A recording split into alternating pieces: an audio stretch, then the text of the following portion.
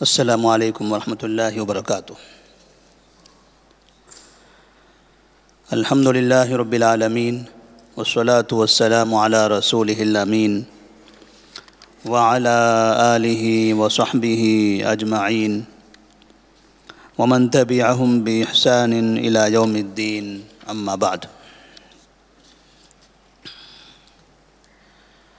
نبی کریم صلی اللہ علیہ وسلم کی سیرت میں آج کے درس کا عنوان ہوگا ہجرت کے سفر میں ایک معجزہ۔ نبی کریم صلی اللہ علیہ وسلم جس وقت غار ثور سے ابوبکر صدیق رضی اللہ تعالیٰ عنہ کے ساتھ مدینہ منورہ کی جانب نکل پڑے تو راستے میں آپ کا یہ طریقہ تھا کہ نبی صلی اللہ علیہ وسلم سواری پر آگے بیٹھے رہتے، ابوبکر صدیق رضی اللہ تعالیٰ عنہ پیچھے بیٹھے رہتے،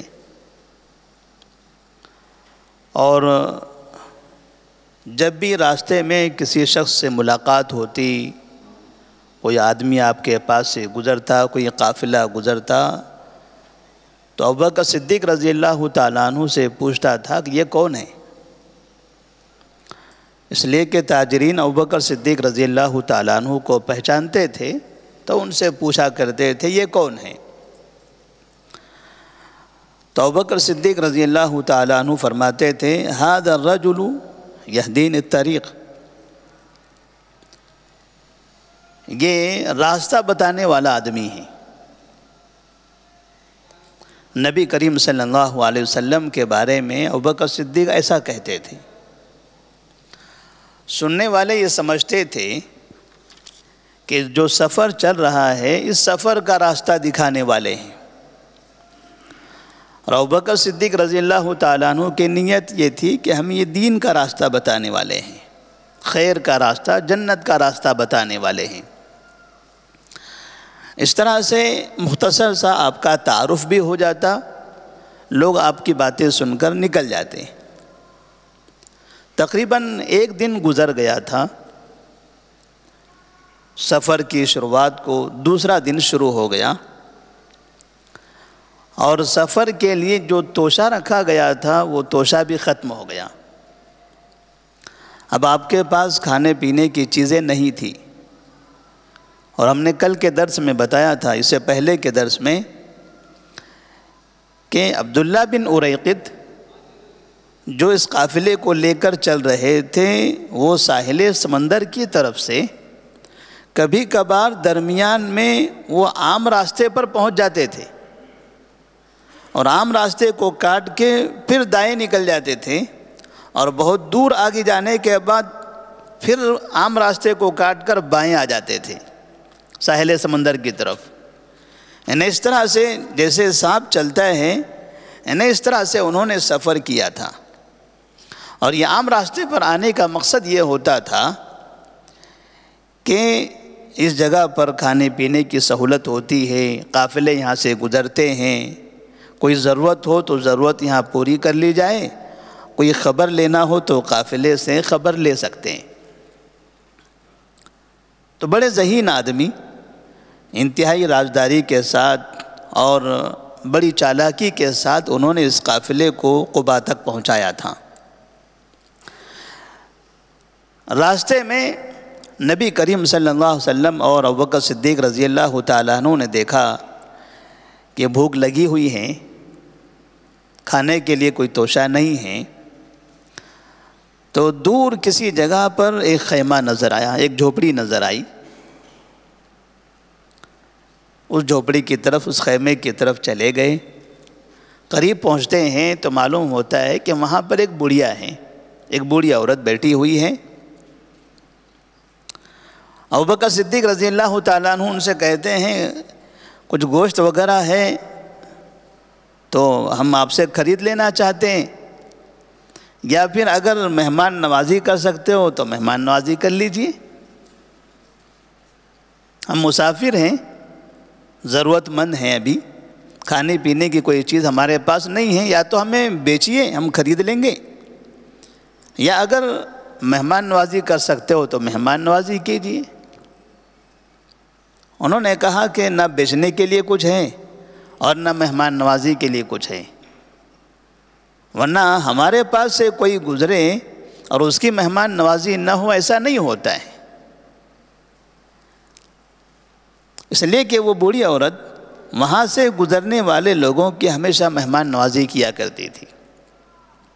ان کے پاس بہت سی بکریاں تھیں، ان کا شوہر وہ بکریاں لے کر اس جگہ سے دور کہیں وادیوں میں چرانے کے لیے گئے تھے،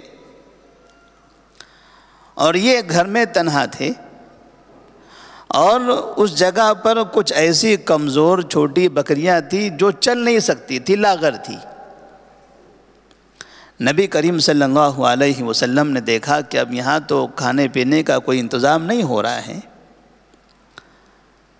تو آپ نے فرمایا کیا وہ جو بکری نظر آ رہی ہیں آپ مجھے اس کا دودھ نکالنے کی اجازت دو گے؟ انہوں نے کہا دودھ؟ وہ بکری اس قابل ہی نہیں کہ دودھ دے۔ کہا اگر آپ اجازت دیں تو ہم نکال لیں۔ کہا نکلتا ہے تو نکال لو۔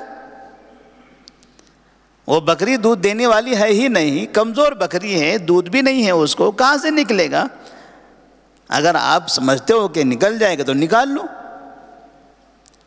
نبی کریم صلی اللہ علیہ وسلم نے بکری کو قریب کیا، اس کے تھن پر ہاتھ رکھا، دعا پڑھی، اللہ تبارک و تعالیٰ نے تھن کو دودھ سے بھر دیا۔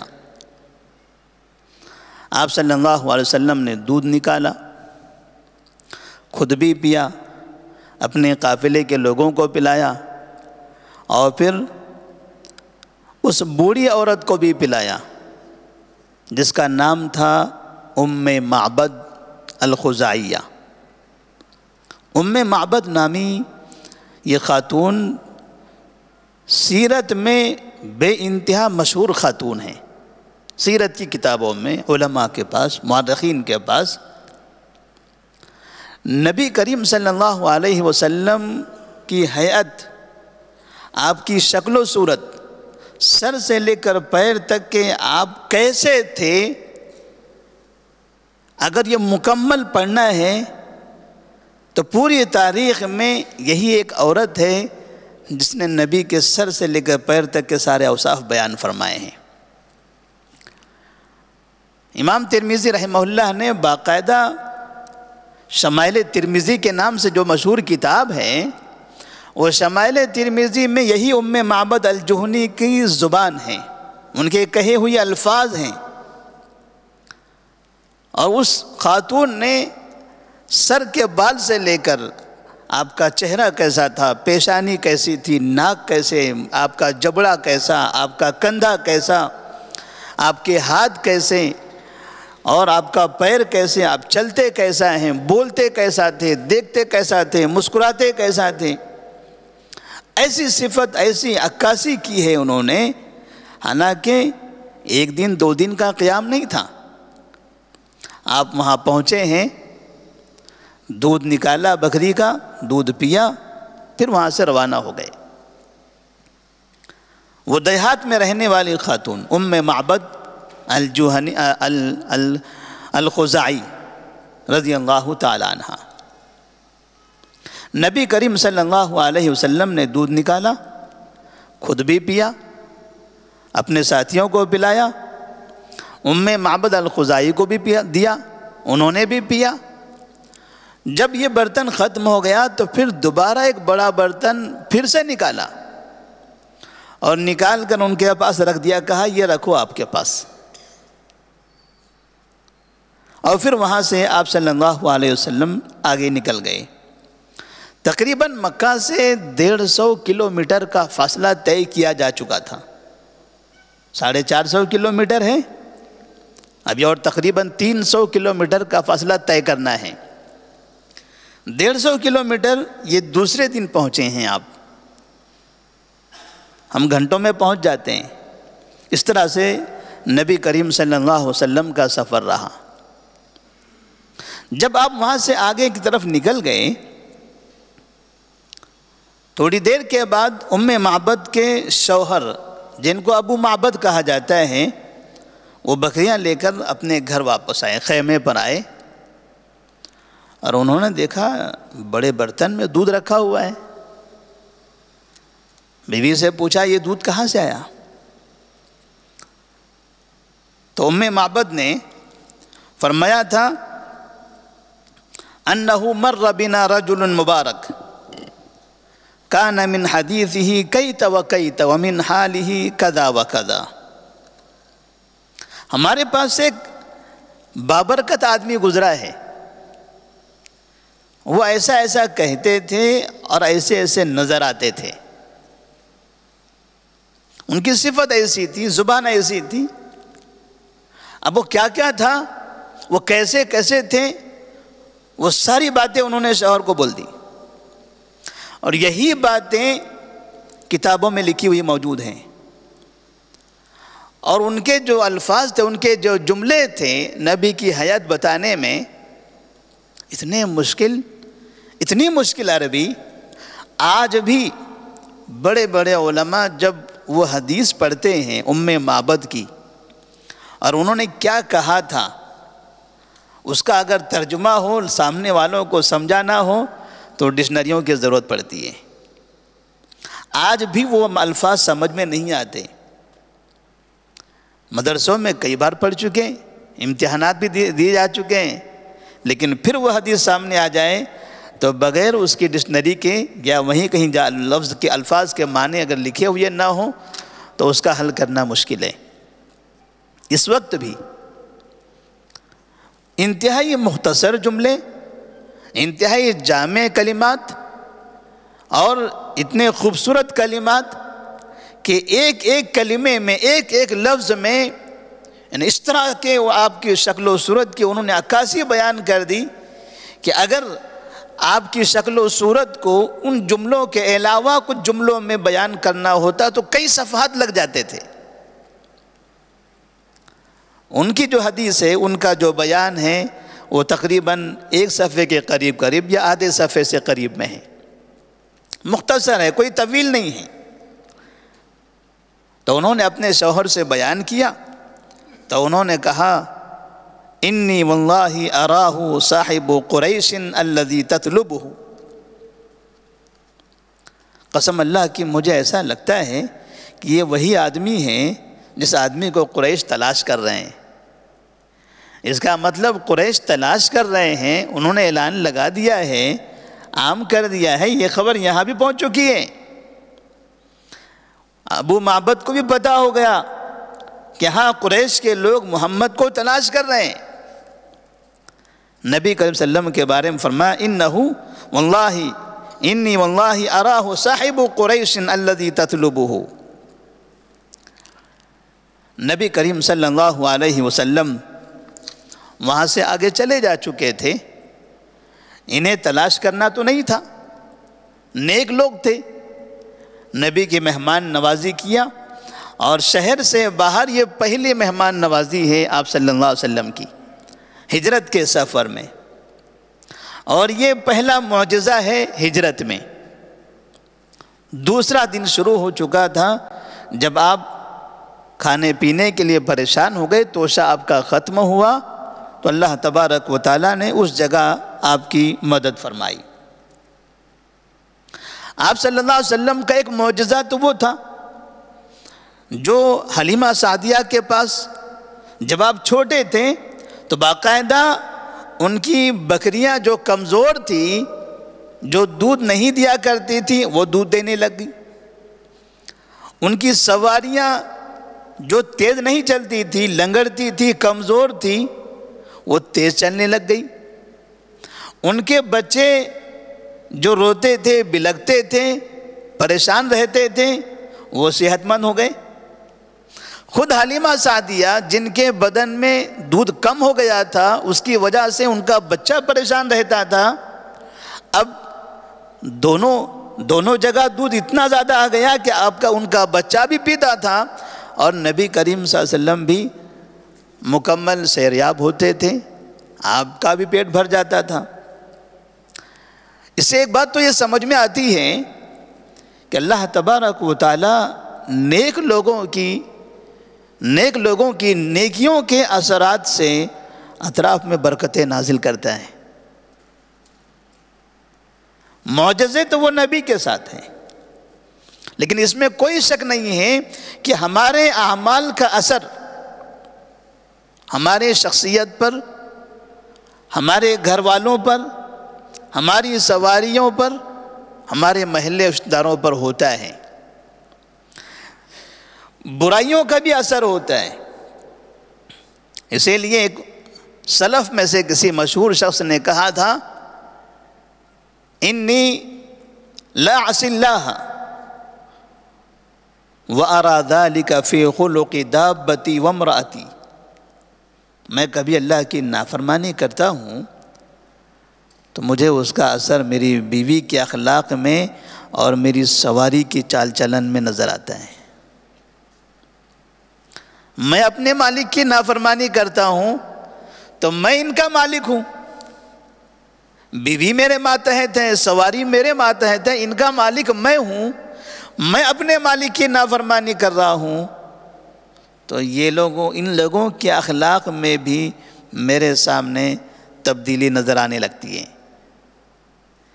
جب برائیوں کا اس طرح اثر ہو رہا ہے تو نیکیوں کا اثر کیوں نہ ہو؟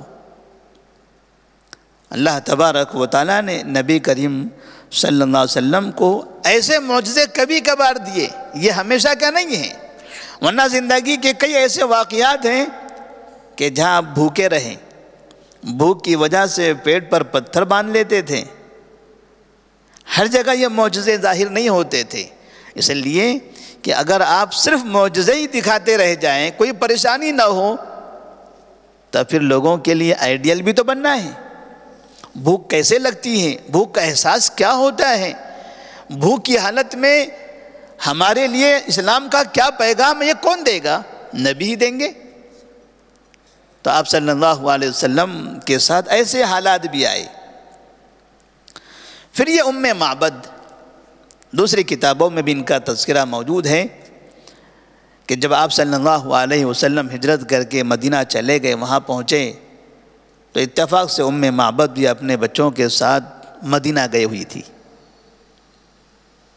اور وہاں ابوبکر صدیق رضی اللہ تعالیٰ عنہ کو انہوں نے دیکھ لیا۔ ان کے بچے نے کہا کہ یہ وہی مبارک آدمی نظر آ رہا ہے جو ہمارے پاس آئے ہوئے تھے۔ ام معبد نے دیکھا، پہچان لیا، کہا وہ آدمی کہاں ہے، وہ دوسرا آدمی کہاں ہے جو آپ کے ساتھ تھا؟ کہا چلیے آپ کو میں ان سے ملاقات کرا دیتا ہوں۔ ابوبکر صدیق رضی اللہ تعالیٰ عنہ ام معبد رضی اللہ تعالیٰ عنہ کو لے کر گئے، نبی سے ملاقات ہوئی، آپ صلی اللہ علیہ وسلم بہت خوش ہوئے، بڑی بہترین ضیافت فرمائی، اچھی مہمان نوازی کی۔ آپ اتنی عزت کرتے تھے کہ صحابہ رضی اللہ تعالیٰ عنہ دیکھتے تھے تو وہ بھی زیادہ عزت کرنے لگ گئے کہ آخر یہ کون عورت ہے، کون خاتون ہے جن کی نبی اتنی عزت کر رہے ہیں۔ تو آپ صلی اللہ علیہ وسلم کو واقعہ پتہ ہے، نبی کریم صلی اللہ علیہ وسلم کے بارے میں جب ساری باتیں انہیں پتہ ہوئی تو انہوں نے اسی جگہ پر کلمہ پڑھ لیا، لا الہ الا اللہ محمد رسول اللہ۔ تو یہ وہ خاتون ہے جس خاتون نے اسلام قبول کرنے سے پہلے نبی کے اوصاف بیان فرمائے تھے کہ آپ بولتے کیسا ہیں، چلتے کیسا ہیں، دیکھتے کیسا ہیں، بات کرتے کیسے ہیں، ہنستے کیسے ہیں، مسکراتے کیسے ہیں، اور وہی اوصاف ساری دنیا کے مسلمان پڑھ رہے ہیں۔